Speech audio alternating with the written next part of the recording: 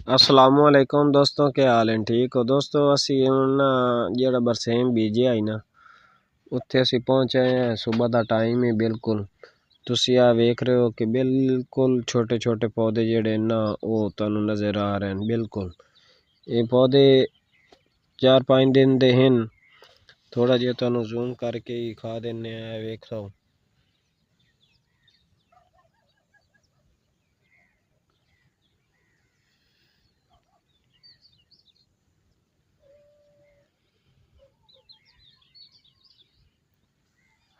ये मेरे इलाके दे विच ना तकरीबन सब तो जल्दी और पहले बरसेम मैं ही काश्त कीता है।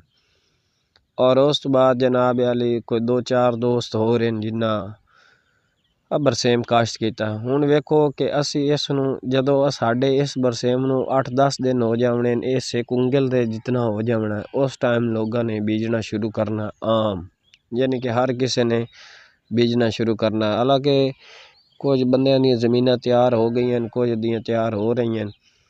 और वो टाइम ते जिस टाइम ज़रूरत होंदी उस टाइम ते वो पट्ठे तैयार वो चारा तैयार नहीं होंदा, जिसदी वजह तो असी ये जल्दी ये 2 कनालां साडे कोल हैं, असी इस तो तैयार कीतियां कि बाकी जेहड़ियां साडी है ना उस तो बाद विच भी असी बीजदे भी है, लेकिन साडे कोल पट्ठा होना चाहिए। हुण जंतर खत्म होया, जंतर तो कोई 1 महीना मुश्किल है।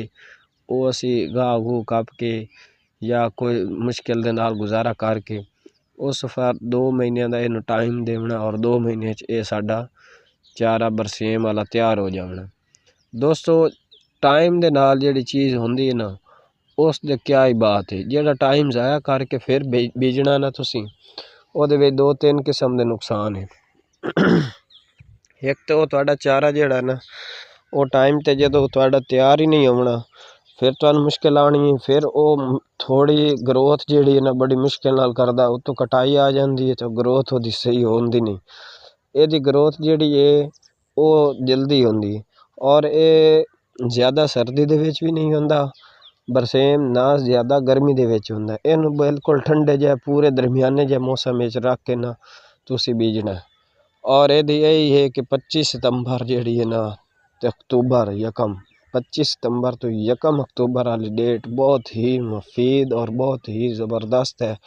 मैंने 3-4 साथियों दोस्तों मशवरा दिता है कि हालत फिर तू ना बीज, ये जनाब कोई नहीं होना, गर्मी बड़ी है फलां ये वो, लेकिन मैं बीज दिता और मेरा अल्हम्दुलिल्लाह ये बरसेम तैयार हो रही है और निकल आई।